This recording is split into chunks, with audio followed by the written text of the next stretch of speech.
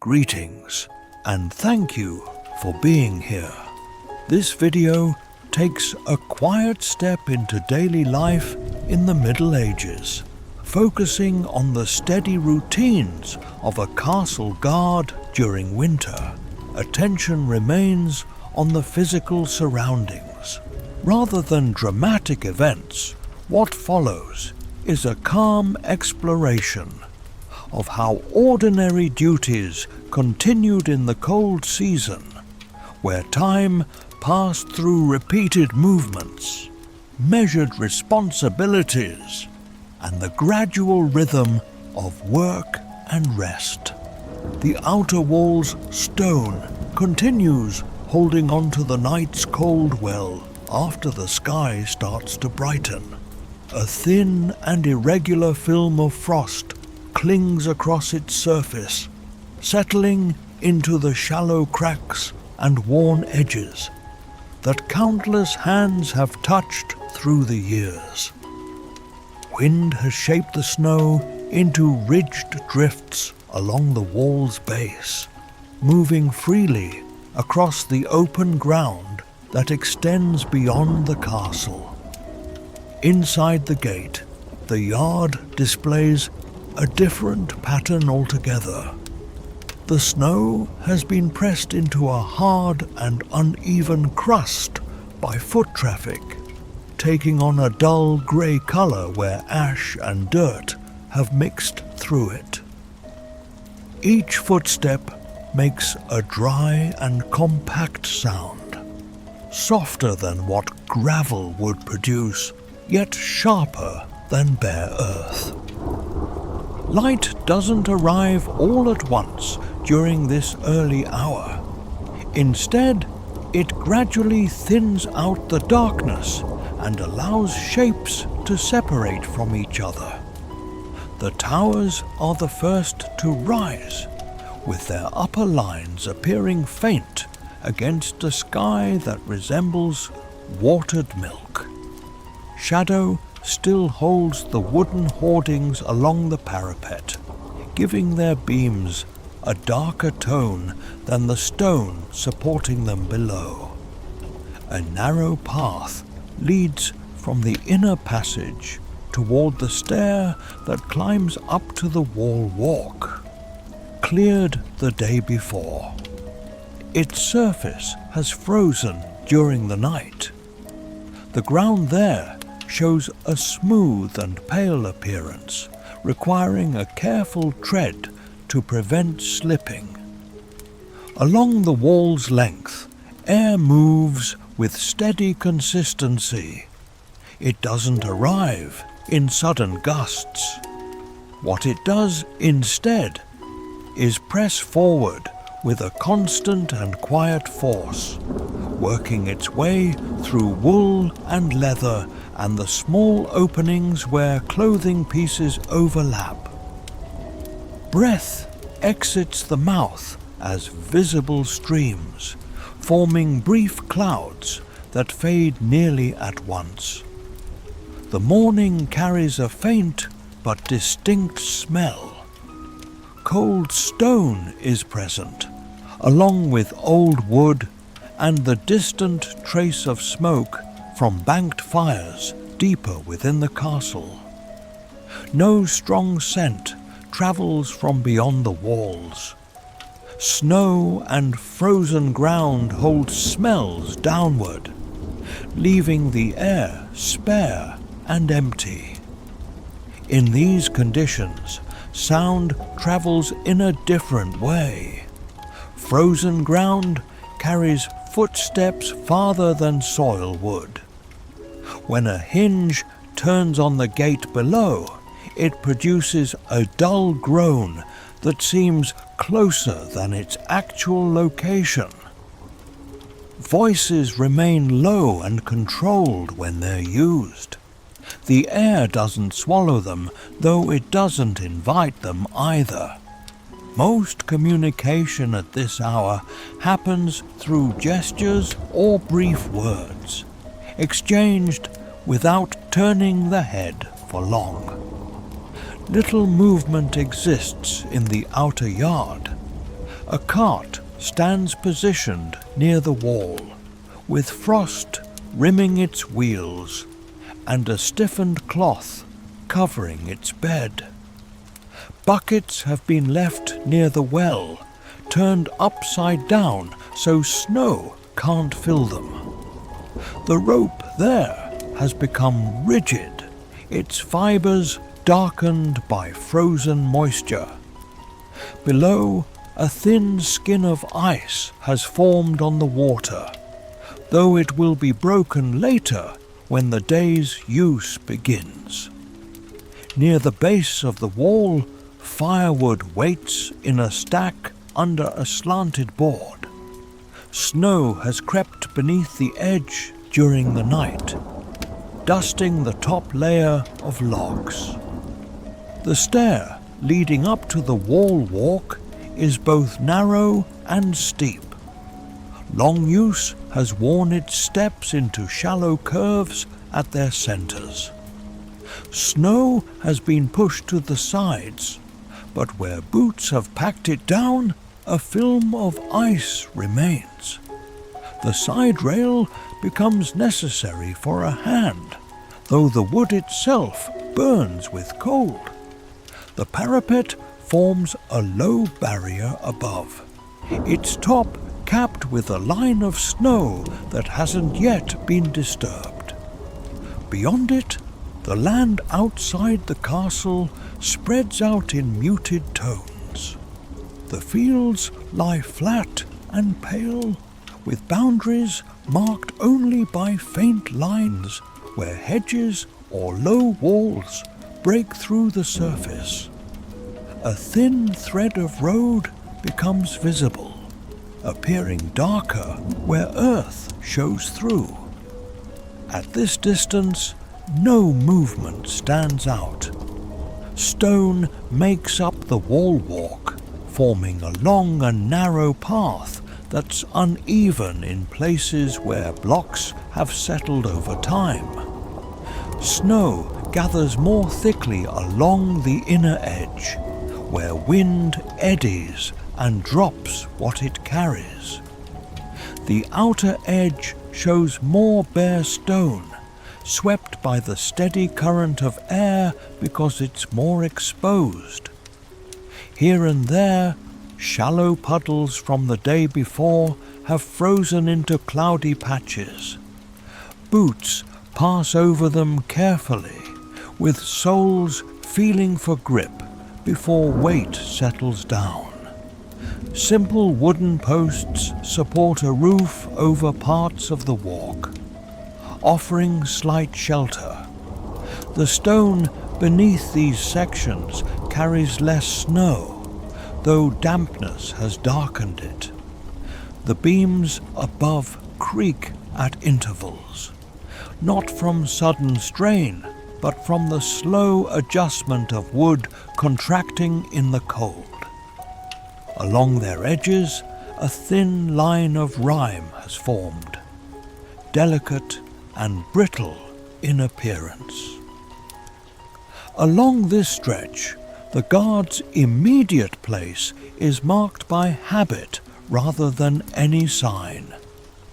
Between two towers, there's a section where the view extends across the approach road and over a shallow dip in the land beyond. From this position, the gate below can be seen in part, along with the yard inside where supplies are sometimes brought through.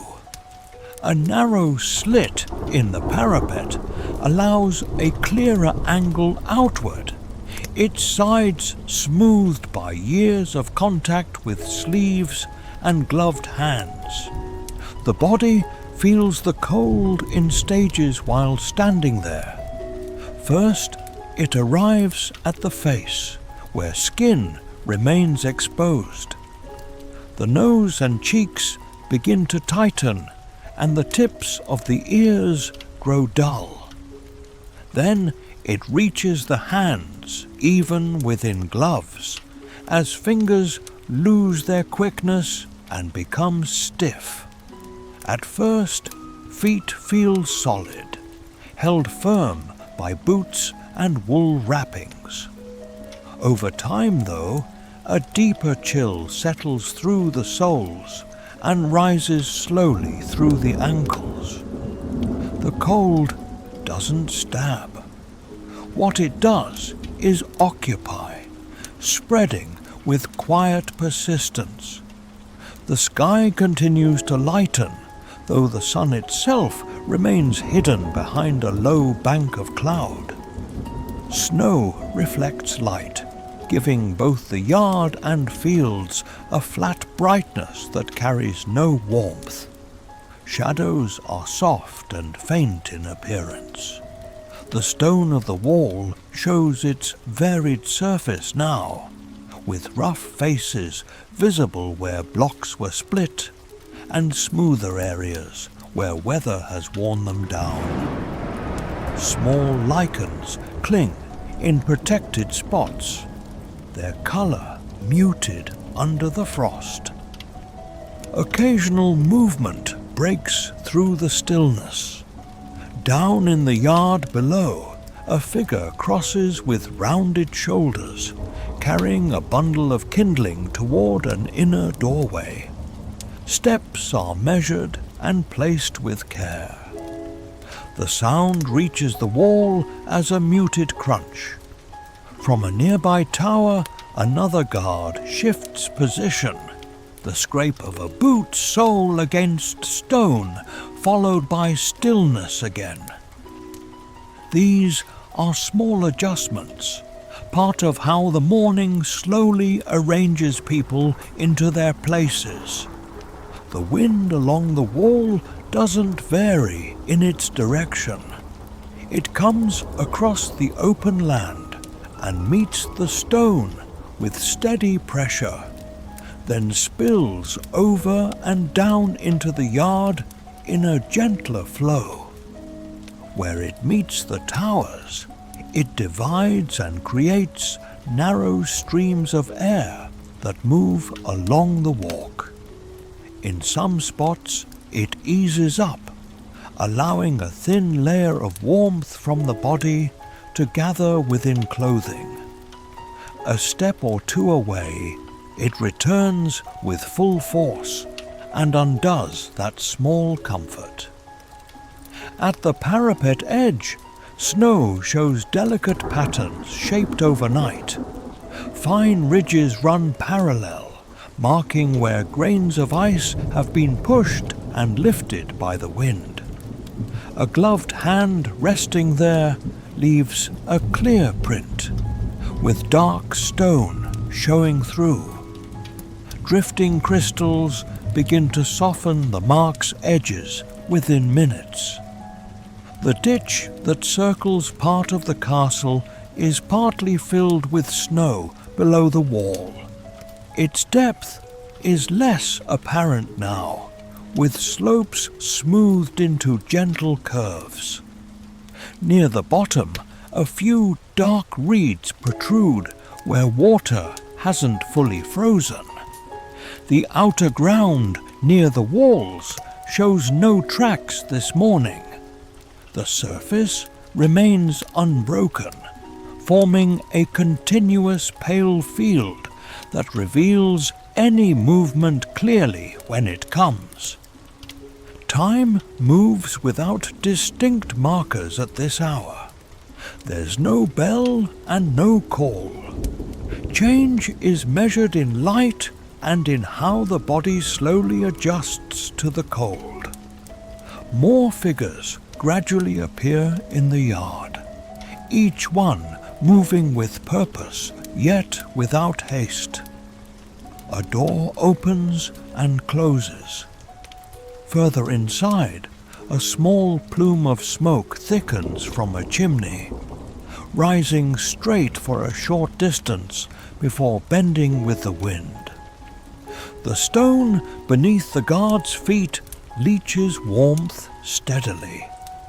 Its chill is constant even through layered soles. A slight shifting of stance redistributes pressure, but doesn't alter the temperature.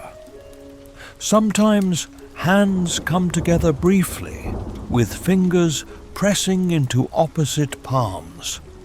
Then return to rest along the parapet or at the belt. Movements remain minimal, conserving effort and keeping balance on the uneven and slick surface. The cloud cover holds firm above. The light remains diffuse without any glare. Where land and sky meet, the horizon line forms a soft band without sharp contrast. At a distance, details stay blurred by the thin haze of cold air. Nearer objects appear with quiet clarity. The wall stones, wooden beams, and packed snow of the yard. In this space between full dark and full day, the castle's outer face presents itself plainly. Stone, wood, and iron fittings on the gate all bear the same condition imposed by winter. Surfaces are rigid. Moisture is locked in place. Sound is spare. Movement is measured. The guard's presence is one part of this arrangement, set along the wall as steadily as the parapet itself. Nothing calls for haste. Nothing invites rest. Cold air, pale light, and the long line of stone extending in both directions along the wall define the surroundings and remain constant. Waking doesn't come from full rest, but from a gradual return to awareness of the cold. During the night, the air in the sleeping space has thinned as the small fire in the brazier burned low and settled into ash. Stone walls hold that chill and return it slowly. Before the eyes open, the body already knows the temperature has dropped. Inside the blanket, breath has made a pocket of faint warmth, and leaving it requires a brief stillness in which the change is accepted. The room is shared, long and narrow in shape, set against an inner wall where little daylight reaches during winter. Both sides are lined with wooden pallets, raised slightly above the floor on simple frames. Straw fills the sacks that serve as mattresses, compressed unevenly from use. Some blankets are patched, lying folded or pulled close around shoulders. Through a narrow slit window set high, a faint grey light reaches in, enough to separate shapes, but not to show detail. The air carries the smell of wool, old wood, and cooled ash. Movement begins quietly. One figure shifts, drawing knees in before sitting up. In a low and habitual sound, another clears the throat. No one rises quickly. In slow motions that keep hands within warmth as long as possible, blankets are folded back, wrapped overnight in strips of cloth. Feet touch the floor with care. The stone there is colder than the air. A pause follows as souls adjust to it. Clothing waits close at hand, arranged the previous evening with an order that reduces effort in the morning. The low temperature that has settled into the fibers makes linen underlayers so stiff with cold, not from damp. They are drawn on without delay. Woolen hose follow, pulled high and tied securely. Over the head, a tunic goes on, thick enough to hold warmth yet worn thin at elbows and cuffs. A heavier wool garment is added over this, its weight familiar on the shoulders. Near each pallet, belts lie coiled. Pouches hang from them, along with a small knife and simple tools. Each item has its place. At first, fingers work buckles with reduced dexterity. The leather feels unyielding until body heat begins to soften it. Near the wall, boots stand with their surfaces dull from repeated oiling. Inside, dried grass has been placed to hold shape and absorb moisture. That stuffing is shaken out and replaced if needed. Then feet slide in with toes pressing forward to settle. Along the wall, cloaks hang on pegs with edges brushing one another. They are taken down and fastened at the shoulder or throat. Wool's weight adds immediate insulation, though the face and hands remain exposed. Gloves are last, tucked into belts until the moment of stepping outside, so fingers can finish small tasks without obstruction. Speech is limited to brief exchanges. One word about the hour, another about frost on the stair, and nothing more. Voices stay low, shaped by the enclosed space and the shared understanding that noise isn't required. One of the older guards moves toward the brazier and stirs the ash with an iron rod. Beneath the grey, a small red glow appears. A piece of kindling is added, then another. Flame doesn't leap up, but a faint warmth begins to return, enough to soften the air nearest the coals. By the door, water in a bucket shows a thin skin of ice. It's broken with the handle of a ladle. Hands are dipped briefly, more to clear sleep than to clean. The shock of cold is sharp and brief, leaving skin alert and slightly numb. A cloth is used to wipe faces, stiffening again as soon as it leaves the water. When ready, each guard checks what must be carried. Against the wall, a short spear or polearm rests with its shaft smooth from long handling. At the belt, a dagger sits. Some carry a horn for signaling, though it's used rarely in winter unless needed. These items are lifted without display. Their weight is part of the day's balance.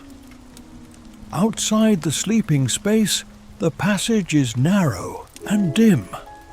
To conserve material, torches aren't kept burning here in daylight hours. At the far end, light from the yard filters in as a pale rectangle that draws the eye. On the stone floor, steps echo lightly.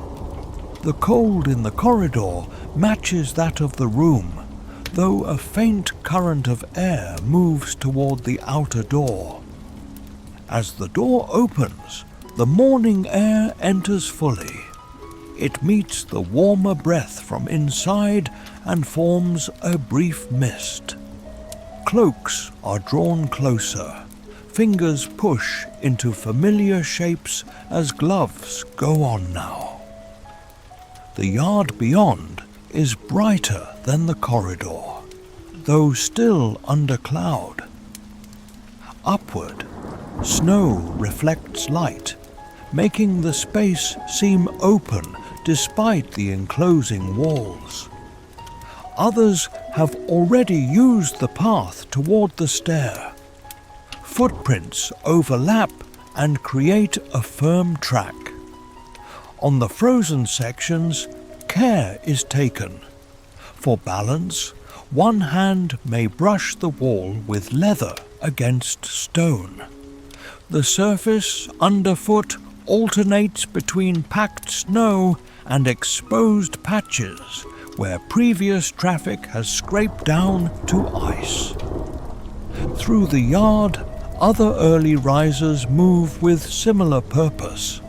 Toward a side door, a kitchen worker crosses while carrying a sack.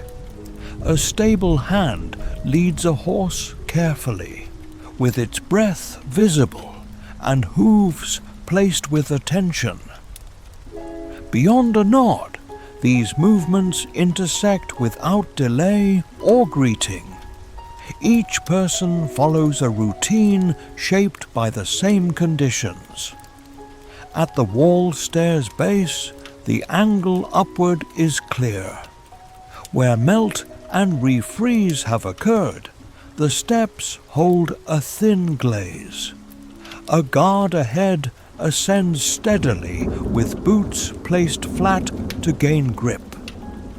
Despite its cold, the handrail is used with fingers closing firmly around it. The climb warms the body slightly, deepening breath and building a small heat under the layers of wool. At the top, the wall walk opens into the wind again. From sheltered passage to exposed height, the transition is immediate. Against the cloak, air presses, finding seams and edges. At once, the face cools. Against the brightness of snow beyond the parapet, eyes narrow slightly. Before taking position, there's a brief exchange with the guard coming off duty. It's short and practical. About ice near the tower corner, a note is made. That the road remained empty through the last watch is mentioned, no elaboration follows. With measured steps, the departing figure descends the stair. Shoulders slightly lowered now that movement will replace stillness.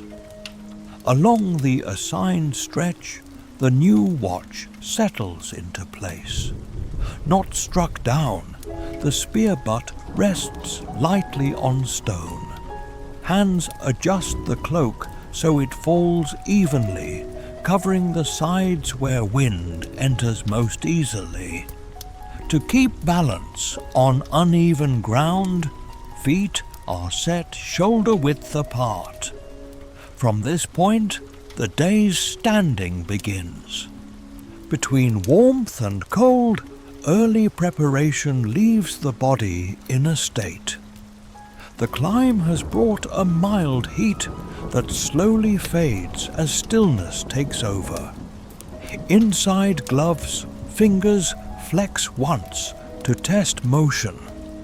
In a steady rhythm of breath that sends small clouds into the air, shoulders rise and fall. Toward the visible stretch of land beyond the wall, the mind narrows. Yet awareness of the body remains close, noting where fabric presses or where cold finds a path inward. Within the castle behind, more signs of day gather. With a dull thud, a door closes. From kitchen fires, smoke thickens and takes on a darker tone. Somewhere below, wood is being split with each strike, carrying up in a muted and regular beat. Without demanding attention, these sounds form a background that continues.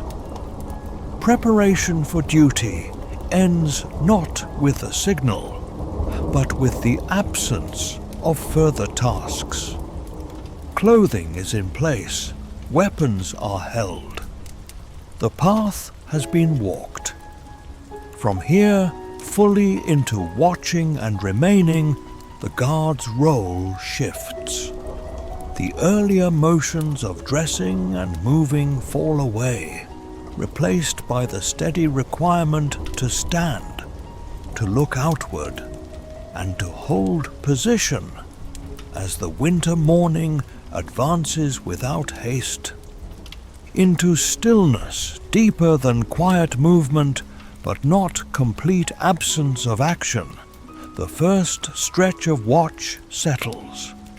Weight distributed evenly between both feet, the body remains upright with knees unlocked to avoid stiffness setting too quickly.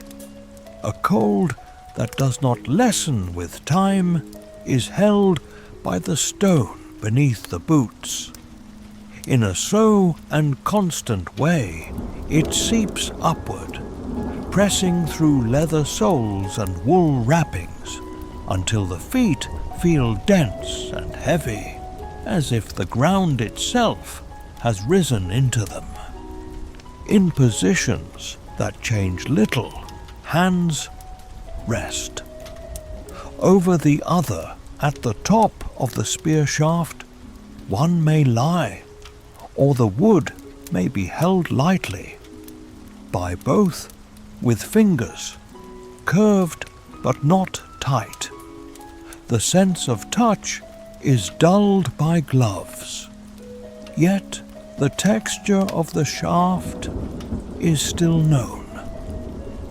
Where it has been handled most, small ridges and smooth sections mark it. More to keep blood moving than from need, the grip shifts slightly now and then. These movements are minimal and contained within the space close to the body. Its steady passage along the wall is maintained by the wind. It does not howl or whistle.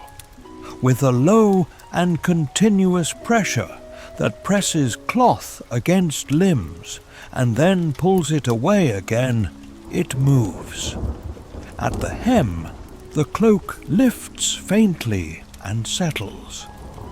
At the shoulders and chest, where layers overlap, warmth gathers for a time. Cold threads its way in along the sides and at the back of the neck, persistent and fine. The most exposed part remains the face. Sensation is lost gradually in the cheeks, and at the tip of the nose a constant and dull sting is carried that fades into numbness. Outward across the pale land beyond the walls, vision extends. Most surfaces are covered by snow, smoothing edges and reducing contrast. Familiar shapes appear simplified. Low fences, scattered trees, shallow dips in the ground, with their details hidden under the uniform layer. Where passage has disturbed the snow, the road approaching the castle shows darker bands, but no new marks appear. Along this path, the eye moves repeatedly, not in sharp sweeps, but in slow and habitual passes that take in the same ground again and again. In one place, attention does not fix. In a pattern shaped by routine, it travels. First outward, across the fields and road, then downward toward the ditch below the wall, where snow has drifted into gentle curves. Then sideways along the wall walk to the next tower, where another figure stands in similar stillness. Long is not how these glances linger. That all remains as before is what they confirm, and then outward the gaze returns. The sense of time is altered by cold. Moments do not separate clearly without active movement. As cloud cover keeps the sky even and pale, there is no strong change in light. Instead, in the body, time is felt. Stiffer is how fingers grow, then they are flexed.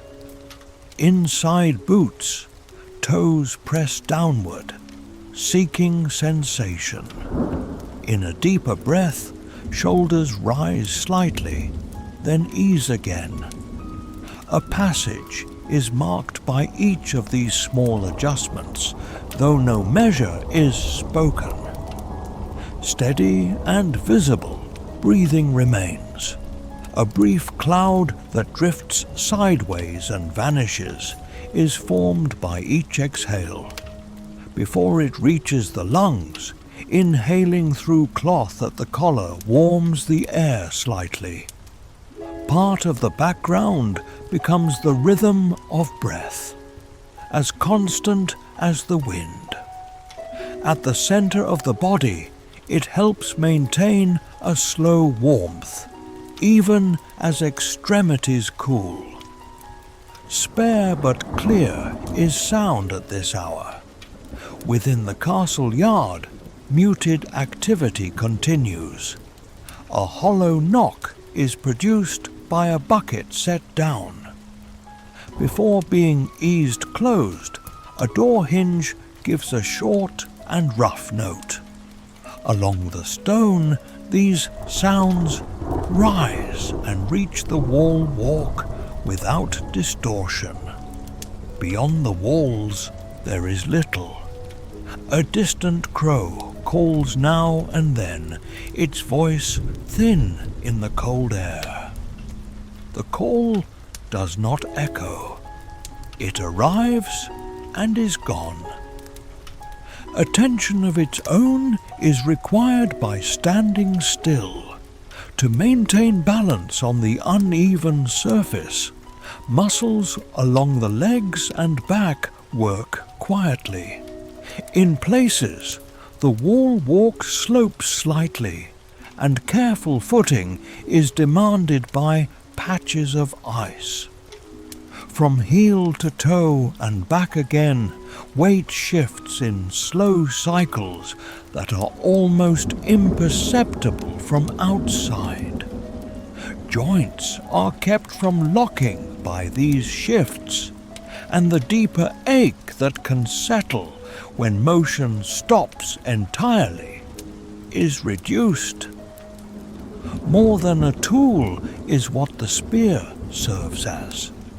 A point of contact with the ground that helps steady the body is provided by it.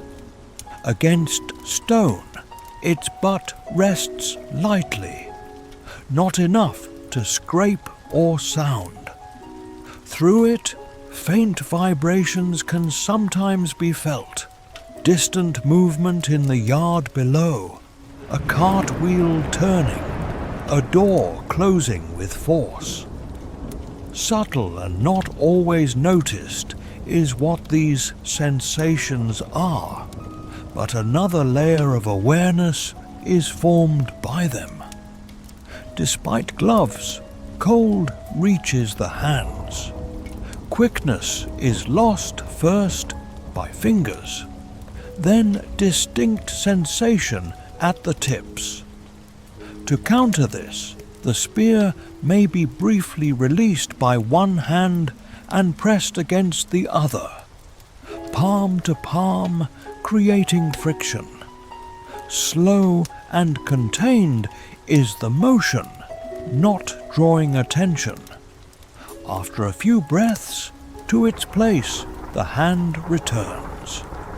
At intervals, such gestures occur, spaced so they do not become constant movement. Forward is where the face remains most of the time, but often the eyes move. The line where land meets sky is traced by them, a pale boundary softened by haze. The edge of the ditch below is followed by them, noting where snow has fallen in and where dark shapes of reeds show through. Again to the road they return, marking the same bends and rises. New information is not brought by this repeated looking, yet readiness is maintained, keeping the mind aligned with the surroundings. Little changes shown by clouds overhead. A uniform grey is their underside, brighter near the horizon. Only by a slight thinning of light in one direction can the sun's position be guessed. From it, there is no direct warmth. From the snow into the eyes, light reflects, causing a mild strain that leads to slower blinking and narrowed lids. Around the chest and abdomen, where layers are thickest, warmth concentrates within the body. From there, it fades outward. Slowly inward, the boundary between warm and cold shifts as time passes. To slow this, once in a small motion, shoulders roll, and more fully, the back straightens.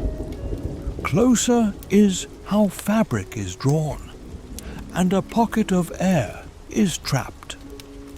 After a while, the effect lessens, and its gradual advance is resumed by the cold. Along the wall nearby, similar small movements are performed by the other guard. A slight bend of the knees.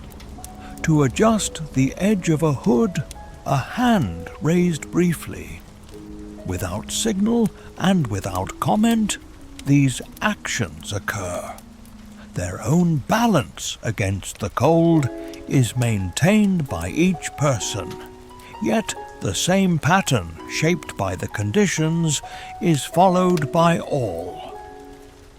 Carrying a long pole between them, a pair of figures cross the yard below.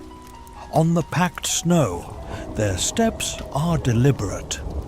Once, the pole's end brushes the ground, sending up a faint spray of powder. As a soft scrape, the sound reaches the wall. Without turning fully, the guards on the walk note the movement, eyes shifting downward and then back outward. Part of the normal flow within the walls is such activity. Absence of work is not what stillness on watch means. Outward, attention remains extended, even as energy is conserved by the body. To irregular sounds, ears stay open. Against the pale field beyond, eyes scan for motion. A quiet readiness that does not rise to tension but does not fade into ease is held by the mind. Over long stretches, it is a level state maintained. After time, cold in the feet deepens. To counter this, slightly inside boots, heels lift, then settle again. Toes curl and release. By the still stance above, these motions are hidden. Without shifting the guard's visible position, they keep blood moving. If the surface allows, from one foot to the other, weight may transfer briefly, then return to balance. Stiff with frost along the hem, the cloak's edge brushes against the back of the legs when the wind shifts. To the fabric, small crystals cling, catching the light faintly before falling away. Along the upper edge of the cloak or collar, where breath has touched, a trace of moisture has frozen, forming a thin crust that cracks softly when the cloth moves. In these small cycles of sensation and adjustment, time passes. Between one part of the watch and the next, there is no clear boundary. Steady is what the environment remains. Pale light, low wind, unbroken snow beyond the walls. Against the stone parapet, the guard's body upright becomes another fixed element in this winter arrangement, defined by endurance of cold, by measured breathing, and by the repeated and careful sweep of the gaze across the same quiet land. Through small patterns rather than open display, hierarchy among the guards shows itself. In an obvious way, no marks on clothing set one apart. In where a person stands, how others turn toward him when instructions are needed, and who speaks first when a decision must be made, differences appear. Through repetition of duty, seasons of service, and the memory of who has stood longest on these walls, these arrangements have formed over time. A senior guard assigned responsibility for a stretch of wall, and the men placed along it is at the head of the watch. In distance, his position is not separate, yet a different weight is carried by it. At measured intervals along the wall walk, he moves, not frequently, but often enough that each post is checked. Even is his pace, with boots placed carefully on the worn stone and one hand sometimes brushing the parapet as he passes narrower sections. Near a guard, when he pauses, the exchange is brief and quiet. About footing where ice has formed, a word. Of a patrol's expected time below, a reminder. Far is not how these words carry, and they do not need to. Without formal sign, those who have served longer are recognized. An economy shaped by years of the same tasks is shown by their movements. Where snow gathers most deeply on the wall walk, where wind cuts hardest between towers, and which stair treads hold ice even when others have cleared, they know. These patterns are watched by younger or newer guards and followed. Without direct statement, instruction often comes. Toward a drifted section of parapet, a glance may lead a newer man to clear it with his boot before being told. In a steady line from the castle's inner authority, order passes downward, though already shaped into simple directions, is much of it when it reaches the wall. Due to worsening cold, a change in shift length. That more firewood will be brought to the guardroom, a notice, by a messenger or by the senior guard returning from within, such information is carried, without breaking stance more than necessary when he speaks, others listen. A nod answers, and into routine the message settles. Little need for raised voices exists. Loud command, unnecessary in ordinary times, is made by the closeness of service and the constancy of the work. Even is what tone remains. For clarity rather than force, words are chosen. Free of sharp sound is what this manner keeps the air along the wall, fitting the steady rhythm of the watch. By shared exposure, relationships among the guards are shaped. In the same wind, all stand. The same cold entering through cloth and leather is felt by all. Differences that might show more clearly elsewhere are narrowed by this common condition. During moments of relief or at the edge of a shift change when it occurs, conversation tends to stay close to immediate matters. The state of the stair, the thickness of ice near the well, the quality of bread issued that morning. Without drawing attention, these exchanges build familiarity. Through repeated observation of one another's steadiness, trust forms. Quiet regard is earned by a guard who remains alert during long and uneventful hours. Relied upon becomes one who reports small changes accurately, without exaggeration. Over time, these traits are noted. In writing, no record is kept, yet they are held by memory. Along the wall, when positions are assigned, who is placed at more exposed stretches, and who at sheltered corners is influenced by such memory. For warmth or ease, the senior guard does not stand apart.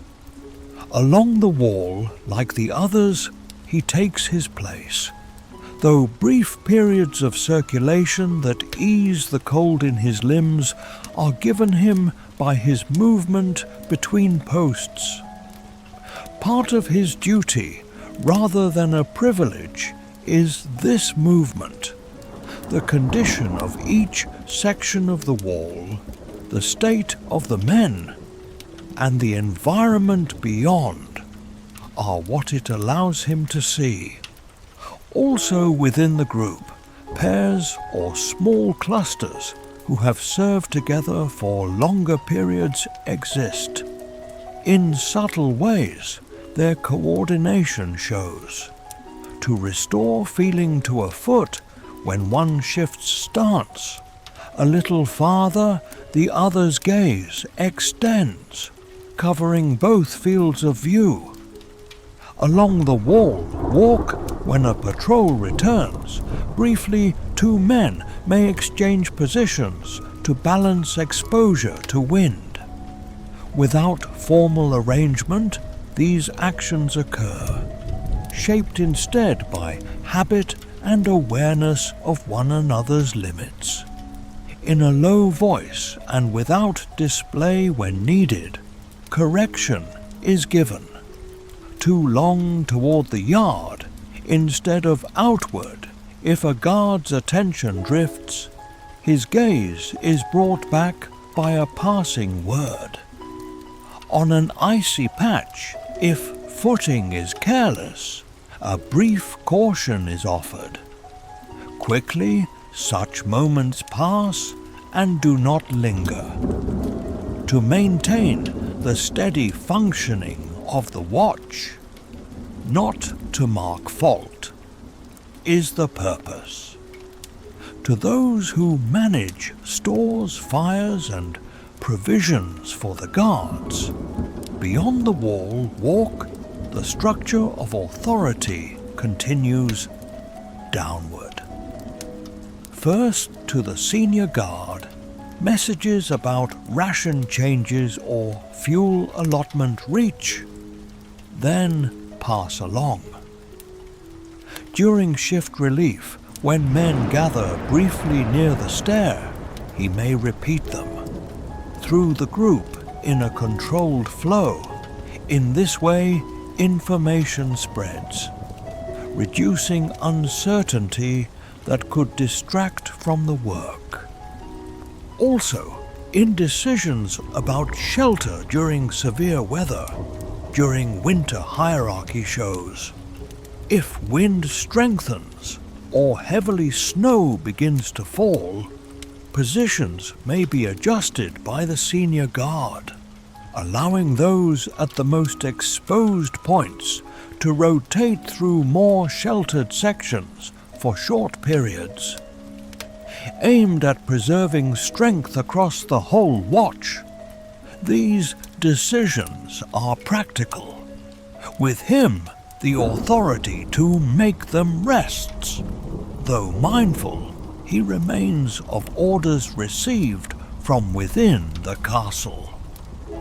Also, by this structure, meals and brief warming periods are shaped, to allow a guard to step down for food or to stand near a brazier when relief comes. An understood sequence is followed by the order of movement. When possible, those who have stood longest without break go first. This flow is overseen by the senior guard. Ensuring thinly watched is not how any section of wall is left. Plain is what daily interaction remains despite these layers of order. Beyond the simple exchange of position, there is no ceremony to mark the beginning or end of a shift. Any needed note about the hours past is shared by the departing guard. The arriving guard listens and takes his place.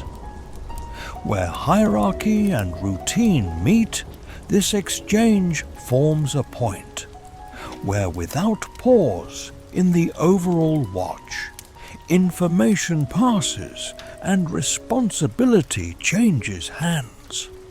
The quiet tone of the wall is not altered by the presence of hierarchy. Beneath the surface of the day, it operates, guiding movement and decision, so that little needs to be said aloud.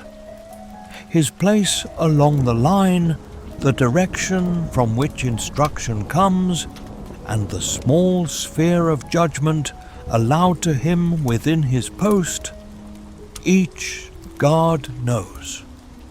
Uncertainty is reduced by this shared understanding, and steady the work is kept even in the slow and draining conditions of winter. At intervals along the wall, as hours pass, the senior guard's figure appears, moving with the same measured pace. Neither hurried nor delayed are his visits. To the watch, they provide a subtle rhythm, points at which slightly posture straightens and attention sharpens before settling again into its steady state. After on he moves to its prior quiet, the pattern returns. Into the fabric of the day in this way, relationships within the guard are woven. With the physical demands of cold, height, and stillness, authority, experience, and habit align. Out is not how any single element stands. Instead, The continued presence of each man at his place along the wall is supported by the structure, maintaining an unbroken line of watchfulness that around the castle extends through the long winter hours. A pattern that repeats each day with only small adjustments for weather and available strength is what the organization of the watch follows. Into stretches long enough to make full use of each guard's presence on the wall, yet short enough to prevent complete loss of feeling in hands and feet. Time is divided. At every change, these stretches are not marked by bells.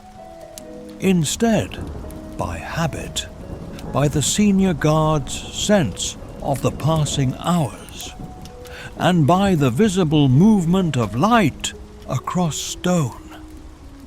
When the sky allows, the rhythm is kept. Along a defined section of wall at the start of a watch period, each man is placed. By the layout of towers, stairs, and the line of sight outward, these sections are shaped. The space between two towers or the area beside a gatehouse where movement below is more frequent may be what a post includes. Through the watch, unless conditions require change, the assignment remains stable. At measured intervals along the wall, patrol movement occurs. To observe both the men and the surroundings, a single guard, often the senior, walks the length of the assigned stretch.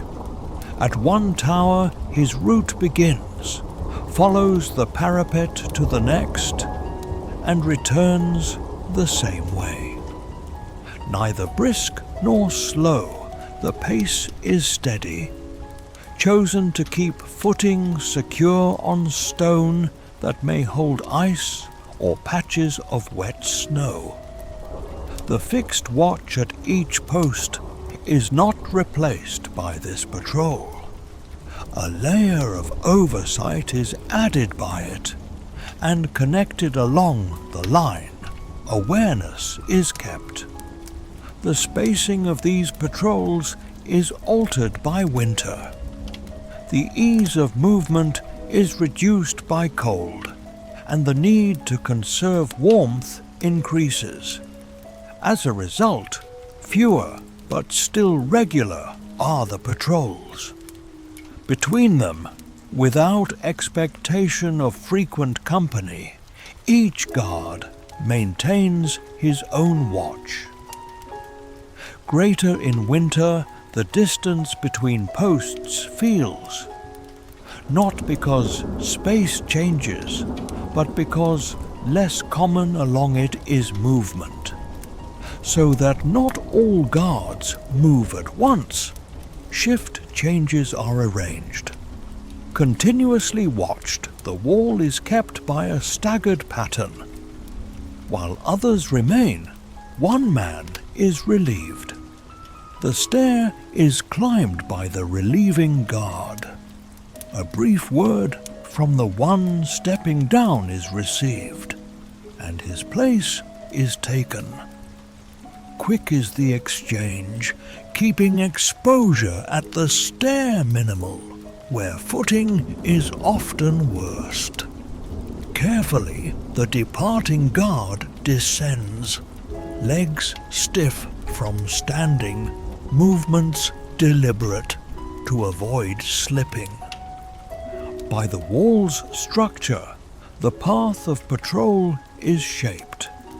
At towers, slightly the walkway widens, offering a place to pause and look in multiple directions. From these points, at different angles, the land outside can be seen, and through gaps between buildings, the inner yard comes into view. Only long enough to confirm that all remains in order does the patrol linger before moving on. In the yard or near gates below the wall, complementary patrols may occur, but the wall watch is not directly altered by these unless a message must be passed. When such a message comes, the stair is ascended by a runner and delivered to the senior guard or the nearest post, who then ensures it reaches the rest. Direct is what this system keeps communication, and unnecessary movement is reduced. More care is demanded by certain stretches of wall in winter. Where wind strikes directly, corners gather ice along the parapet edge. Near drains, sections may hold thin layers of water that freeze quickly. These spots are noted by the patrol and, when possible, scraped with a boot edge or signaled for sand or ash to be brought up later. Part of maintaining safe passage along the route are these actions. In the body, rather than counted aloud, the length of a watch period is felt. When the time approaches for relief, slightly in expectation of movement, attention sharpens. That change is near is signaled by the sound of steps on the stair below.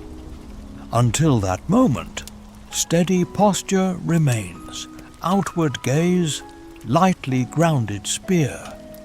Also, to check for signs beyond the usual view, patrol patterns serve. At certain points, slightly over the parapet, the senior guard may lean to see the base of the wall more clearly, watching for disturbance in the snow or unusual marks near the ditch. Brief and controlled are these checks, avoiding overexposure to the drop or to wind. As snow accumulates faster than it can be cleared during heavier snowfall, patrol paths narrow. In single-file tracks along the wall, guards then walk. Steps placed in existing prints to reduce effort and slipping. In roughly the same places, the fixed posts remain, but more defined and limited the path between them becomes. Further, the pattern is altered by night, but during the winter day, the slowness imposed by cold is the main difference. That might be quicker in milder seasons. Movements are measured now. Before leaving his post, a guard setting out on patrol ensures his cloak is settled and gloves secure. Near the parapet or spear, he keeps one hand as he moves, using contact with stone or wood to steady himself on uncertain footing. The same structured flow is followed by relief from the wall for brief warming. At a time when permitted, one guard steps down, often after a patrol has confirmed all is steady. Limited is the time away, just enough to stand near a brazier or take warm food. The stair is ascended by the returning guard and his place resumed, and only then does the next step down. Unbroken is what this sequence keeps the line of watch. On each guard, knowing not only his own post, but the general layout of the entire stretch, the system depends. In case a man must leave unexpectedly, the gap can be covered by another shifting until formal relief comes. Quietly, such adjustments happen, with a glance or short word exchanged as positions change. Continuity is maintained by the watch through these routines. At regular intervals with figures, the wall remains lined, their presence steady against the pale winter light. Along the stone, at measured times, patrols pass, linking each post into a single working unit, without gathering crowds or leaving spaces empty. Shift changes occur. Into the larger pattern fits every movement, shaped by the structure of the castle and the demands of cold, height, and long hours. By storage, preservation, and the need to provide steady strength rather than variety, food during the cold months follows a pattern shaped. At fixed ceremonial hours, meals do not arrive. Instead, around the demands of the watch, they are fitted, brought when relief can be arranged without thinning the wall. As another part of duty is how eating is treated, approached with the same quiet efficiency as taking up a post. After the first long stretch on the wall for a guard on day watch, the main meal often comes.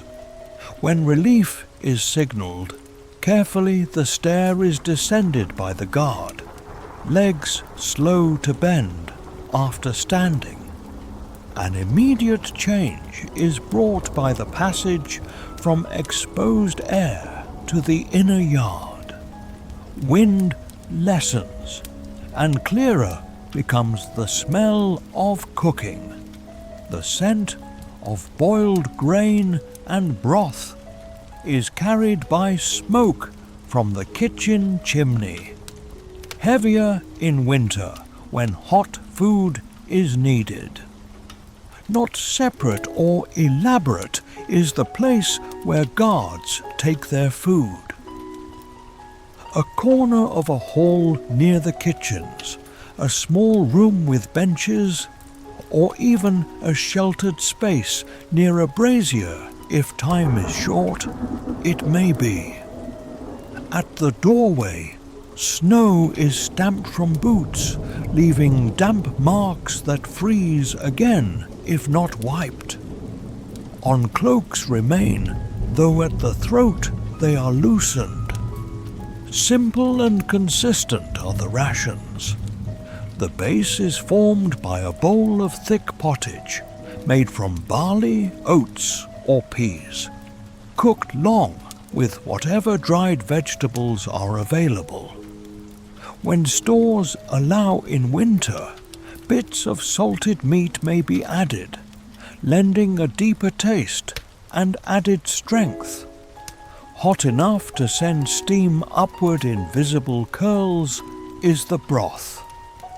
Through the wood or clay, holding the bowl warms the hands, heat passing into stiff fingers. The pottage is accompanied by bread, often dark and dense, made from mixed grains. Firm is its crust, sometimes hard in the cold air, but it softens when dipped into the broth. Steadily, each piece is eaten, not rushed, but without lingering. By easing slightly, the body responds to the warmth. First to the hands as the bowl is held, sensation returns, then to the face as steam brushes the skin. At warmth rather than refreshment in winter, drinks aim. A mug of weak ale may be given, or heated water flavored lightly with herbs if available.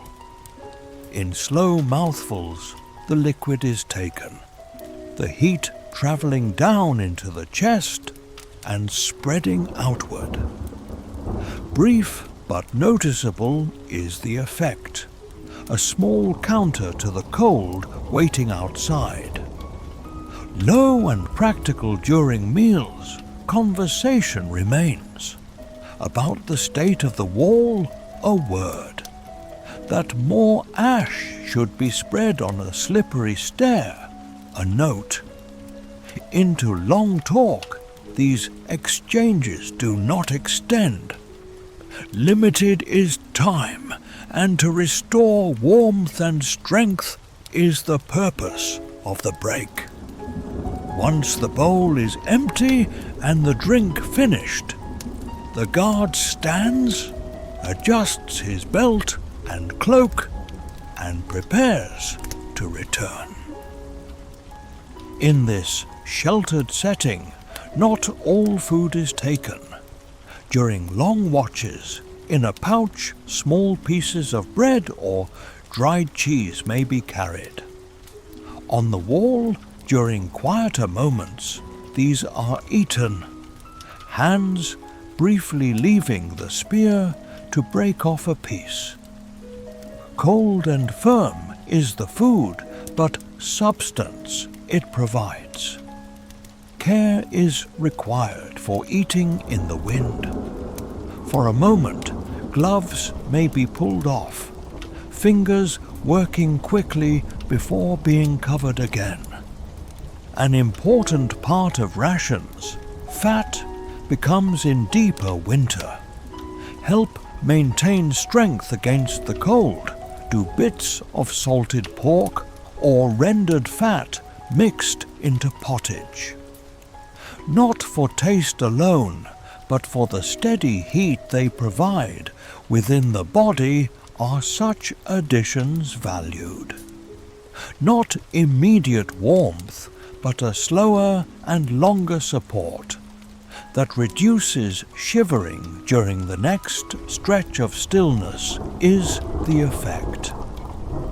Closely by those in charge of stores, the supply of food is watched. Aware of this are the guards, though the full measure they do not see. When rations grow slightly smaller, without open complaint, it is noted. Thinner bread may be cut, broth stretched with more grain and less meat.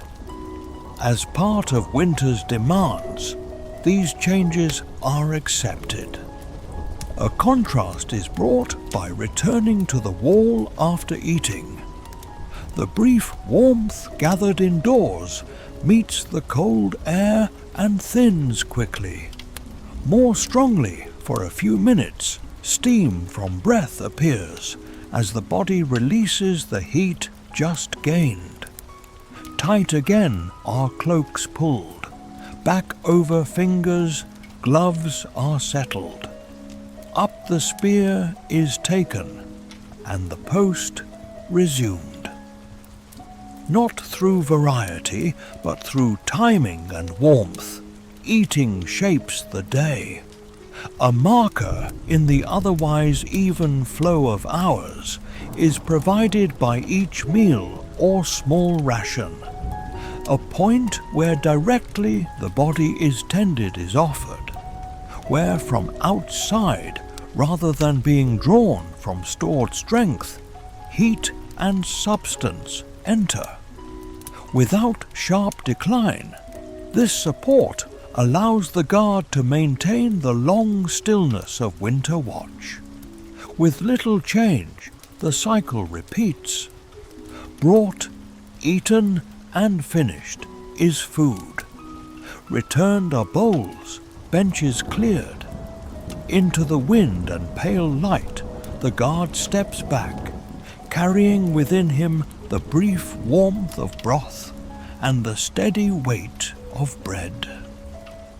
Beneath the work of standing, watching, and enduring the cold along the castle walls, these simple provisions, taken at measured times, form a quiet foundation. Limited and used with care are sources of warmth during winter duty. Along the wall walk, open fires are not kept, where wind would scatter sparks and smoke would hinder sight. Instead, in smaller and controlled ways that fit within the structure of the watch, warmth is found. The cold is not removed by these sources. Briefly, it is eased, allowing the body to hold its strength through long hours. In certain sheltered spaces inside the walls, braziers stand, often near stair bases or in guard rooms set against thicker stone. Charcoal or well-burned wood that gives steady heat with little flame is held by these containers. Low, the glow inside them remains, a bed of red that can be stirred back to life when needed. Near them during brief relief, guards step, turning hands toward the heat with palms open, then rotating them to warm the backs of fingers.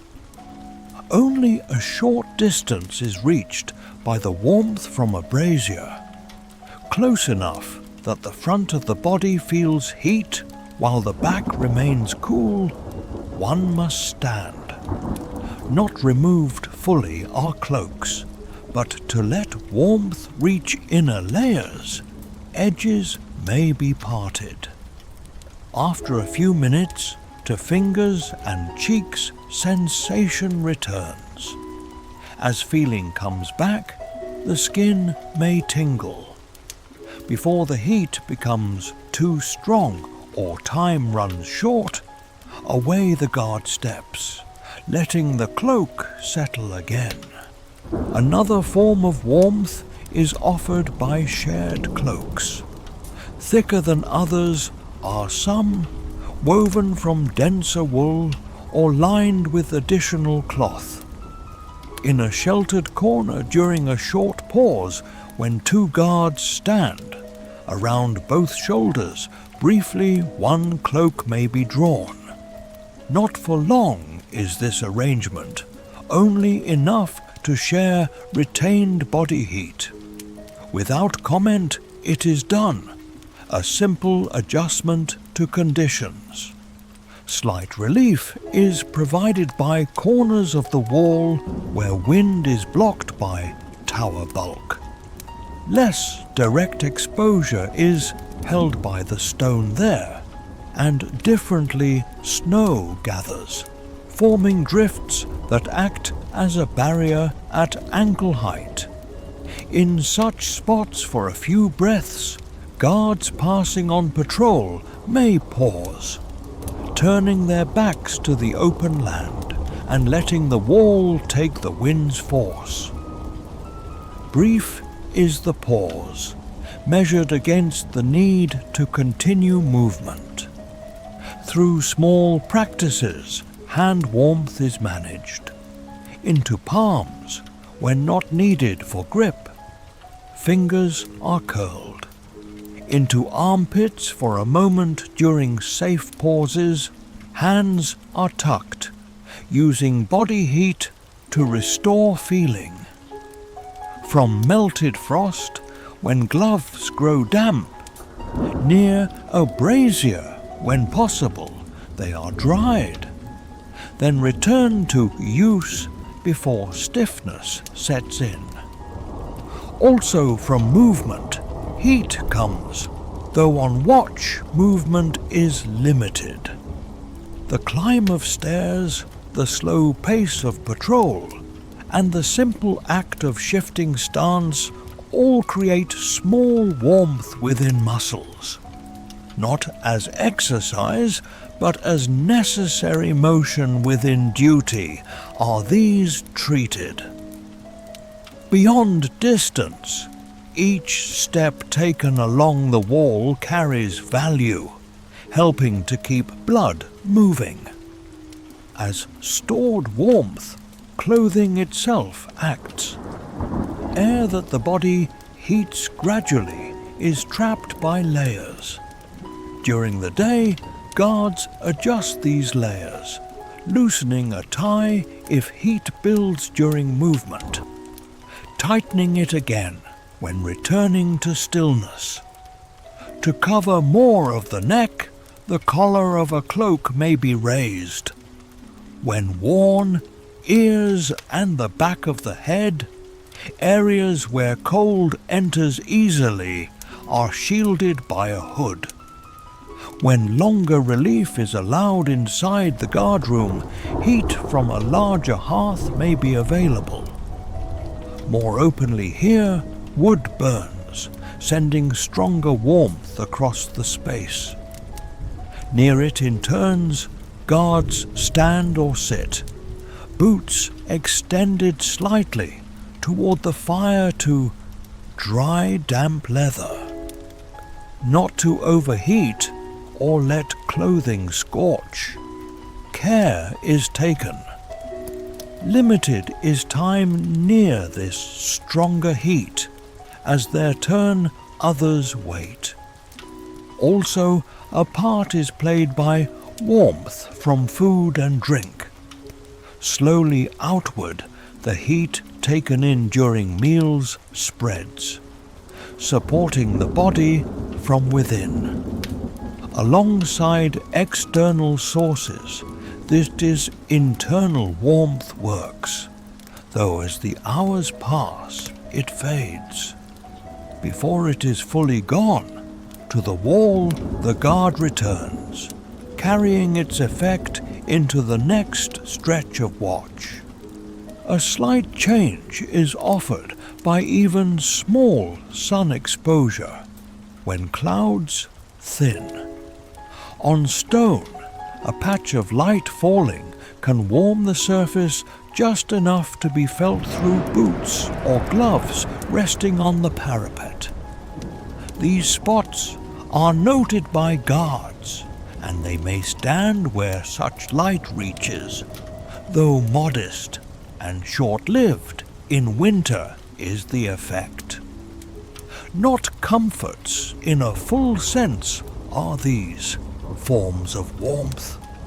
To maintain the ability to stand, to watch, and to move when required, they are tools used against time and duty.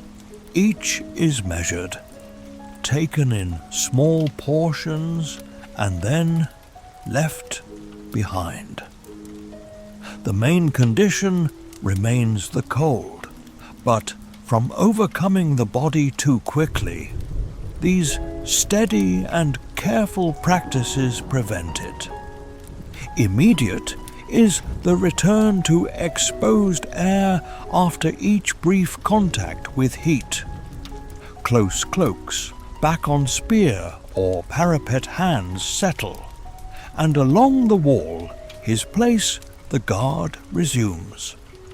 For a short while, in the fingers and chest, the memory of warmth lingers, then fades into the background, as again the steady winter air presses in. Where space allows within the inner walls, living quarters for the guards are placed, often along less travelled passages, or against thick outer stone that blocks some wind. Beyond necessity, these areas are not built for comfort, as places to sleep, store personal items, and spend short periods when off duty, they serve. In winter, in shelter from the open air rather than warmth itself, their main value lies. By many, the room is usually shared, The walls are lined by pallets, arranged close enough that narrow and careful is movement between them. Not by name, but by habit. Each sleeping place is marked. To the same space each day, a man returns, where his blanket, spare wrappings, and small belongings remain waiting. Stone is what the floor is made of, uneven in places where age has shifted the blocks, with scattered rushes or straw laid down to soften the surface and absorb damp from boots that have tracked through snow and ice. Through narrow openings set high in the wall, light enters during daylight hours. Pale daylight, but little direct sun in winter is admitted by these slits, which were cut more for ventilation than illumination. Cool the air inside remains, though less sharp than on the wall where wind cuts without obstruction. A brazier or small hearth may be present, its use shared among all, and fuel measured carefully to last through the coldest hours. Through a vent or small flue, smoke escapes, leaving a faint scent that over time settles into cloth and hair, becoming part of the guard's constant presence that others can detect even at a distance. Few and kept close are personal items. A spare pair of hose, perhaps worn thin at the knees from kneeling on stone. A needle and thread for repairs that cannot wait. Perhaps a wooden comb with several teeth missing, or a small token carried for many years, smoothed by handling until its original shape has softened. In pouches hung from wall pegs, simple chests shared between two men, or wrapped in cloth and tucked beneath the pallet, where they won't be disturbed. These objects are stored. Order matters greatly, as limited is space and confusion wastes precious time when shifts change, and men must dress quickly in the dim light before dawn arrives. Further than on the wall, when off duty, a guard's movements slow.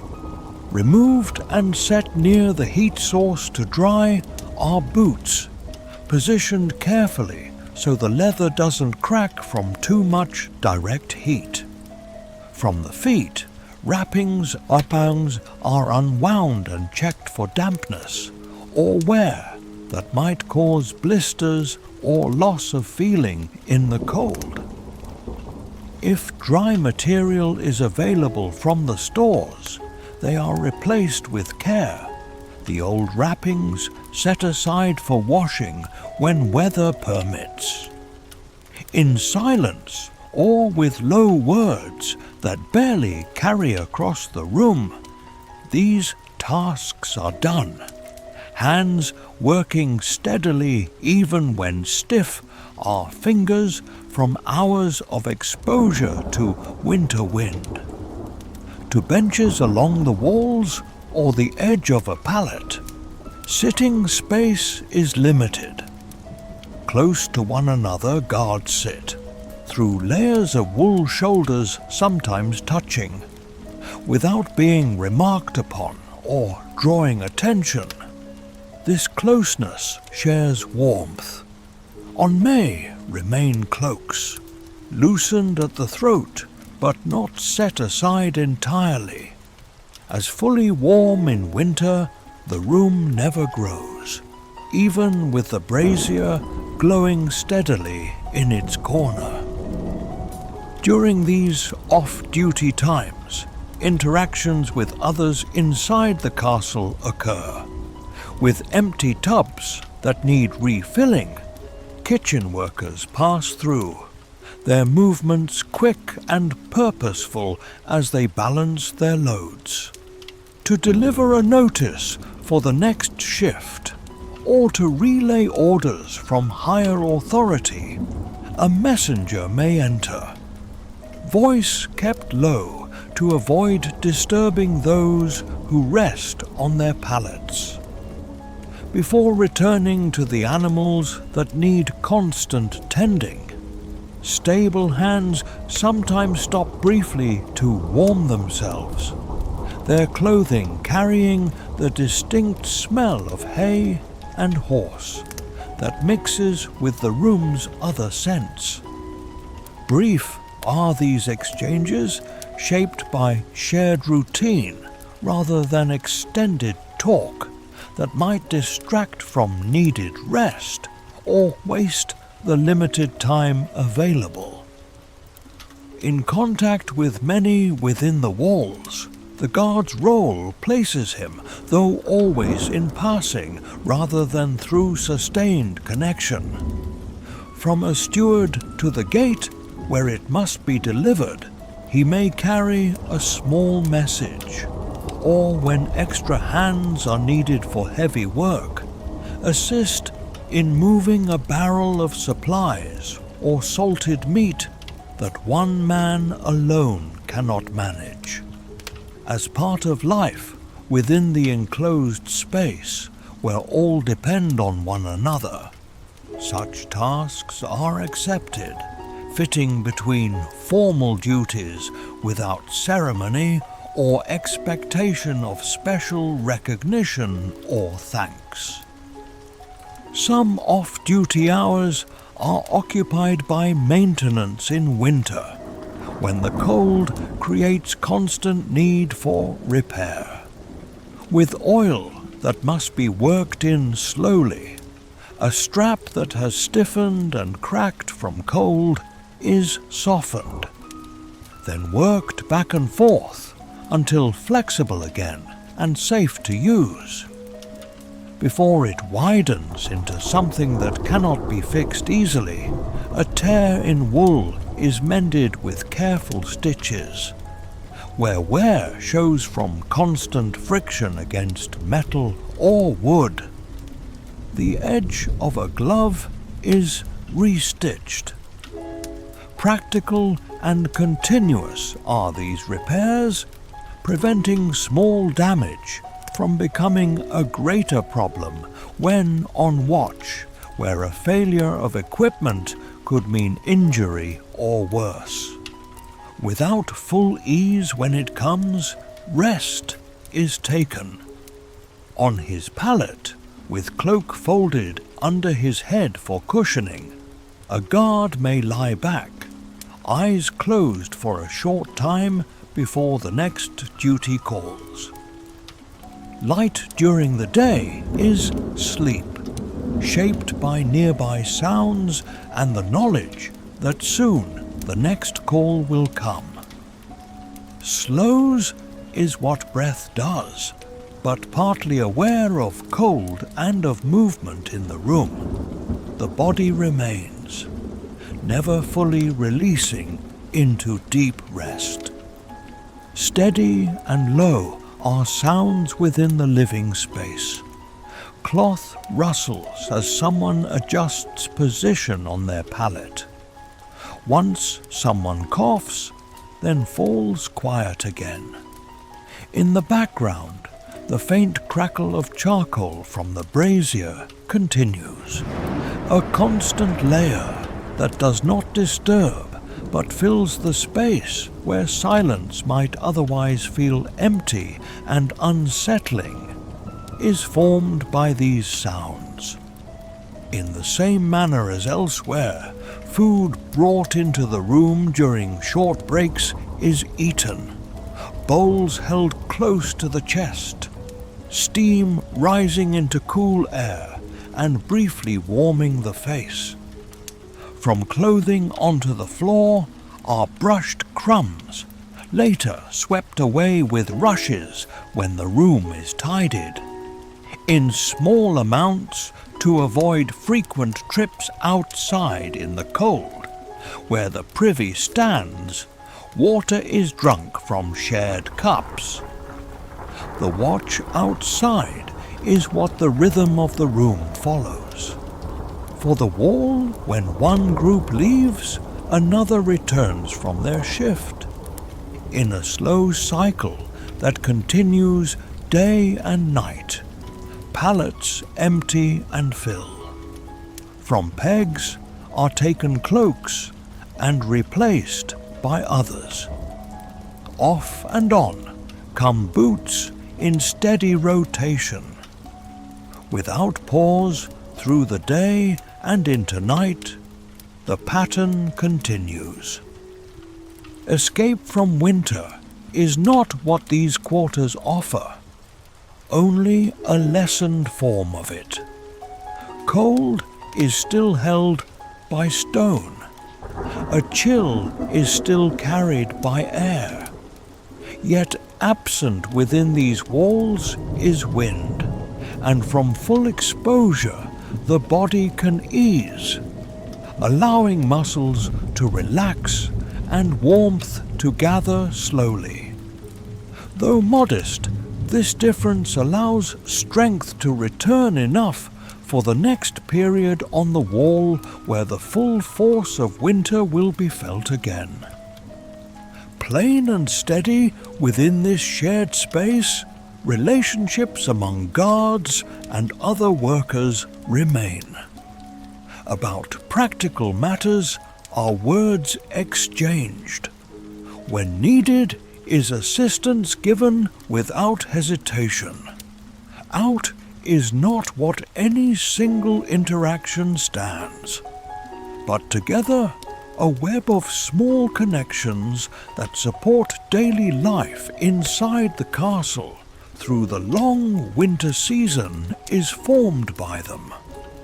From single thoughts or spoken declarations, the guard's sense of duty does not form.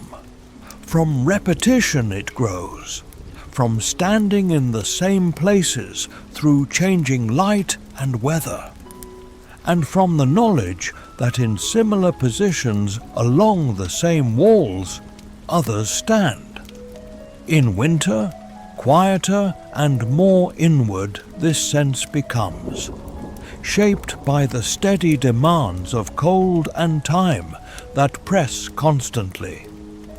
Practical and close to the present as it appears in daily life, belief is. In the routine that places him on the wall at certain hours and brings relief at others, the guard trusts that the stores within the castle will be managed so food continues to come, and that where possible fires will be tended, he trusts. Often are not spoken these expectations, yet behavior is guided by them. By taking his place without delay and holding it steadily through wind and cold. The same pattern for others he supports. Into a narrow path, long hours of watch allow the mind to settle. Widely thoughts do not roam. Along familiar lines they move. The state of clothing and whether repairs are needed. The next meal and what it might contain. The footing near the stair and whether ice has formed. During these stretches, rarely do larger concerns take shape. Them is what the environment itself limits. Little that invites change of focus is given by pale fields, grey sky, and the fixed line of stone parapet that stretches endlessly in both directions. More than deliberate decision, habit shapes response. Closer without conscious planning, the cloak is drawn when the wind shifts. Slightly the head turns, eyes seeking its source, when a sound carries from below. From long practice rather than momentary choice, these actions arise. Over time, the guard's steady state becomes this pattern of habit, allowing him to remain alert without strain or exhausting effort. Also, the mind is guided by a sense of place, a known environment where each stone and turn is familiar, is formed by the wall walk, towers, and yard below. Uncertainty is reduced by this familiarity, and a calm, level awareness is supported. Even in winter, when surfaces are altered by snow and flat remains the light, through repeated experience, the underlying structure is known. This inward steadiness deepens during night watch. As most people withdraw to sleep, activity within the castle lessens. From kitchens and workshops, sounds fade. Only occasional footsteps in corridors or the soft call of a watchman. Below the quiet is broken by. More aware of smaller signals, the guard on the wall becomes. Under his own boot, the scrape of ice. Along the parapet, the faint movement of wind that carries no other sound. Vision, but not the task, is changed by darkness. To low light, eyes adjust, seeking contrast rather than detail. What little light the sky provides is reflected by the snow beyond the walls, giving the land a faint glow that outlines shapes without clear edges or distinct features. More slowly now, the guard's gaze moves, allowing time for sight to gather what it can from the dimness. Toward endurance at these hours, belief often turns.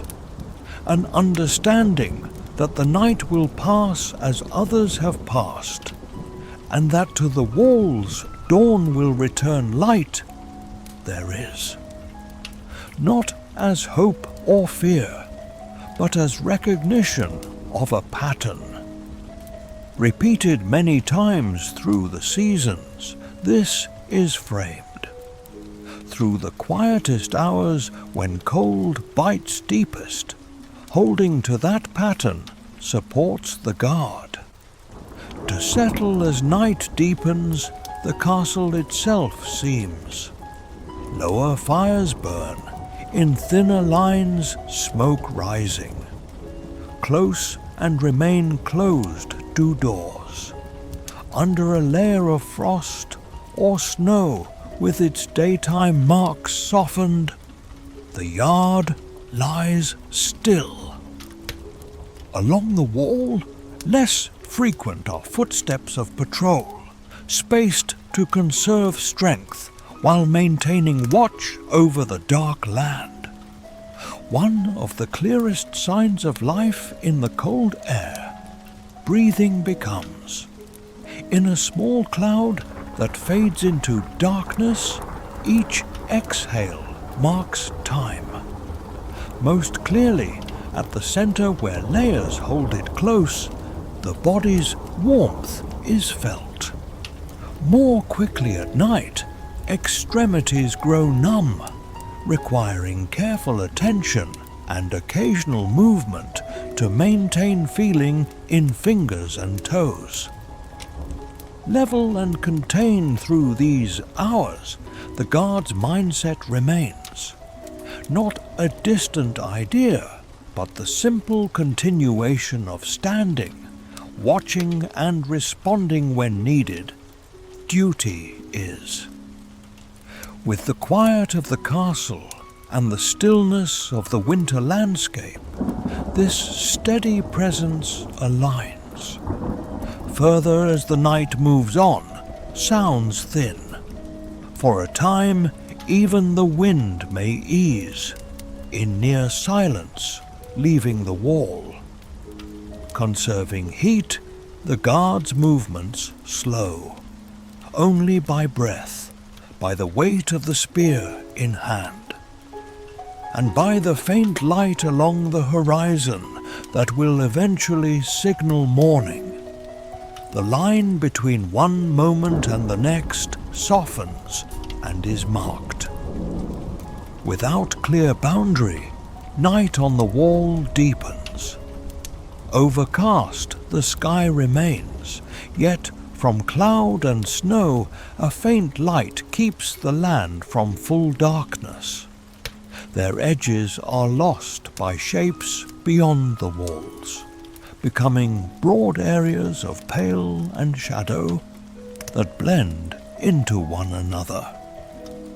Only as a slightly darker band crossing the open ground does the road that was visible by day now appear. As vertical forms without detail, trees stand, their branches merged into a single mass that shows no individual limb or twig.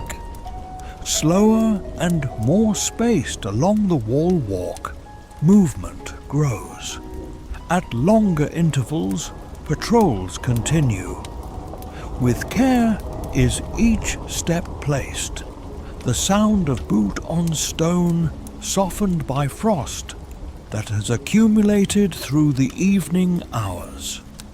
More often against the shoulder, the spear's shaft rests, hands shifting position to keep feeling in the fingers before numbness sets in completely. Thicker in the colder air, breath clouds appear, drifting sideways before fading into the darkness that surrounds everything. Nearly ceased inside the castle, activity has. In the distance, with a dull sound that does not repeat, a final door closes. From the chimneys, smoke thins, rising straight upward where wind has lessened to almost nothing. Undisturbed the yard lies, its surface smooth under a new layer of frost that has formed since evening fell.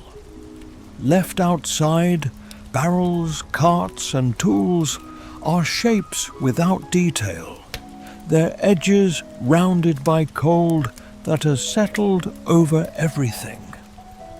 Upright, the guard's posture remains, though slightly lower than during the day. Shoulders settle. With less tension, their work. Muscles hold, relying on habit to maintain balance on the uneven stone. In small and careful motions, feet shift, heels lifting and setting down to keep blood moving through limbs that want to stiffen. So they do not disturb footing or draw attention from other posts along the wall. These movements are measured. Farther in the still air, sound carries. Clearly from another post along the wall, a single cough is heard, then gone into silence. As a guard adjusts his grip, the faint clink of metal travels along the stone, reaching ears tuned to such small noises. Beyond the walls, little there is. No cartwheels rumbling over frozen ground, no voices calling through the cold. Only once in a while, thin and brief, a distant animal call reaches the ear, perhaps a fox or night bird. In narrow circles during these hours, the mind moves. On the immediate, attention rests. The line of the parapet stretching away in both directions, the stretch of ground below where nothing moves, the feel of cloth at the neck where cold tries to enter. Far beyond the next relief or the slow approach of morning, thoughts do not extend. From being spent where it is not needed, this narrowing keeps energy. Its strongest point before dawn, cold reaches. Heavier the air feels, pressing more firmly through cloth despite all the layers worn. More frequent flexing is required by fingers. In boots, toes press downward, seeking warmth from motion, since stillness brings only deepening chill. By drawing heat inward, the body responds, leaving cheeks and nose more numb than earlier in the night. Noted and answered with small adjustments, the same as before, but more often now. These changes are a steady presence beneath all of this. The castle walls hold, dark and solid. Stone forms a line that does not shift with light or weather, remaining constant through all seasons. A sense of firmness that contrasts with the open land beyond is provided by leaning lightly against it. Under the glove, the parapet edge, cold and unyielding, marks the boundary between guarded space and the fields outside that stretch away into dimness. Along the horizon, gradually, a subtle change appears. Near one edge slightly, the grey of the sky lifts, becoming thinner and less dense. Warmth this does not bring, only a faint increase in light that allows the eye to distinguish more. It is reflected by snow beyond the walls, and a little more from the sky the land separates. Clearer again becomes the road's line, showing as a darker thread through the pale field. To ease with this light, the sense of night begins, though yet returned activity has not. Slow and even, the guard's breathing remains. In familiar balance, the spear rests, its weight distributed in a way the body knows without thought. Gently, as the wind resumes a mild flow across the wall, cloak edges stir. Sudden, nothing occurs. In the same gradual manner as the day before, the transition from deep night to early morning unfolds, measured and steady. A first sound of movement returns inside the castle. In a corridor, a distant footstep, then quiet again as whoever walks pauses or enters a room. As a fire is stirred back to life, a small thread of smoke thickens from one chimney. Faint and spaced, these signs are, marking the approach of another cycle without breaking the stillness that has held through the darkest hours. At his post through this change, the guard remains. Against the pale sky, his figure outlined stands as it has through the hours before, unmoving except for the small, necessary shifts.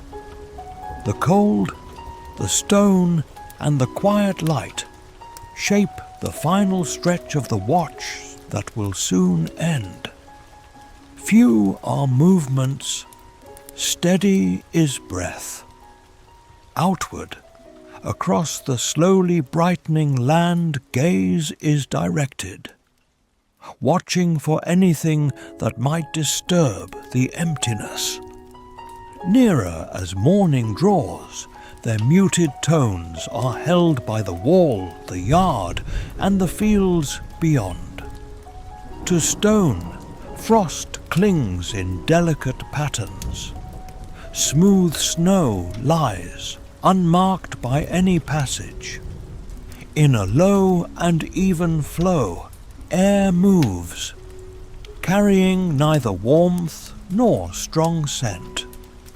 Within this setting continues the god's presence, in pace unchanged, a steady part of the castle's outer line, as without sharp boundary or conclusion. The night gives way to another winter day that will bring the same cold, the same watch, the same patient endurance. From the towers nearby, another guard may be glimpsed shifting stance, a dark shape against slightly lighter stone. No word passes between posts at this hour. Communication is not needed. The knowledge that others stand at their places along the wall is enough. In this shared stillness, each maintains his section, and together the line holds unbroken around the castle's perimeter.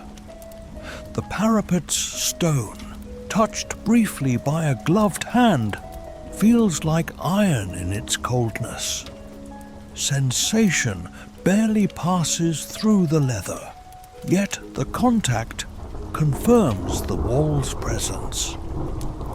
Solid and unchanging it remains, while everything else, the light, the air, the guard's own strength, shifts gradually through the hours. This constancy provides an anchor for the mind that might otherwise drift too far during the long, quiet darkness.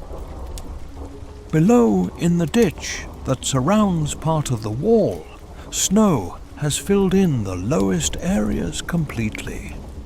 What was once a clear defensive line now appears as a gentle slope, softened and obscured. Only here and there do dark reeds protrude, marking where water still flows beneath the ice and snow. These small signs of what lies hidden beneath the winter's cover are noted and remembered, part of the knowledge that builds over many watches. The eastern horizon, where the change began, continues to lighten by degrees so small that no single moment marks the difference. Only by looking away and then back does the guard notice that grey has become slightly less dark. The stars, if they were visible through the cloud, would be fading now. But the overcast holds, and the transition happens without that familiar marker of dawn's true arrival. Somewhere within the castle, a dog barks once, the sound carrying clearly in the cold air. Then silence returns. The animal has likely been let out into the yard for a moment before being called back inside, where warmth remains from the night's banked fires. Such sounds, though brief, mark the beginning of the castle's waking, the first stirrings of another day's routine that will soon involve many voices, many footsteps, many tasks that fill the hours with purpose and motion. The guard's cloak, stiff now with cold, and the moisture from his own breath that has frozen along its edges, moves less freely than when the watch began. It has become almost like another layer of armor, rigid and heavy, but still providing the essential barrier against wind that would otherwise strip away what little warmth remains. Beneath it, the layered wool and linen trap pockets of air heated by the body, and this trapped warmth is what sustains through the coldest hours. A faint creaking sound comes from somewhere along the wall, wood contracting in the cold perhaps, or ice shifting on stone. These noises are part of the night's language, familiar and expected. They do not signal danger or require investigation. They are simply the castle settling, adjusting to the temperature that has dropped steadily since the sun disappeared many hours ago. The wait for relief becomes more present in the mind as the light increases. Not urgently, but with a steady awareness that the time approaches when another will climb the stair and take this position. The thought brings neither particular relief nor impatience. It is simply the next part of the pattern, as inevitable as the sunrise that will eventually break through or remain hidden behind the winter clouds. Until that moment comes, the stance holds, the watch continues, and the guard remains as he has remained, a fixed point in the slow turning of the winter night toward morning. Wars, heroes, or the major events highlighted in history books were not what we followed in this video. Instead, a quieter truth about how a medieval castle actually remained secure was what we observed. The daily life of an ordinary castle guard serving in winter. Not an adventure, but a system of endurance was what we saw.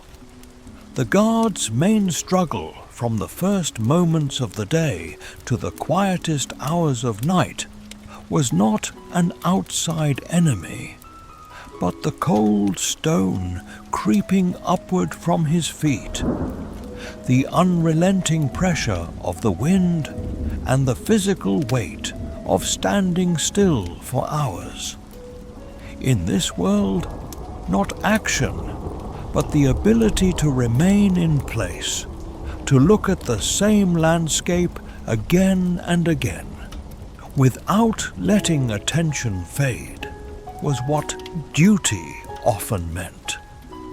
Something important, this shows us, not by constant conflict, but by people capable of withstanding monotony and repetition. Castles were often protected, more on routine than on dramatic moments, was security built. The same principle was followed by life inside the castle. Hierarchy there was, but not shouting commanders, rather quietly passed instructions, established habits, and everyone knowing their place. Not pleasure, but fuel was food. A tool that brought the body back into working condition was hot soup. Less about rest and more about preparing to return to the cold were a few minutes near a fire. Tight were living spaces, Brief were conversations.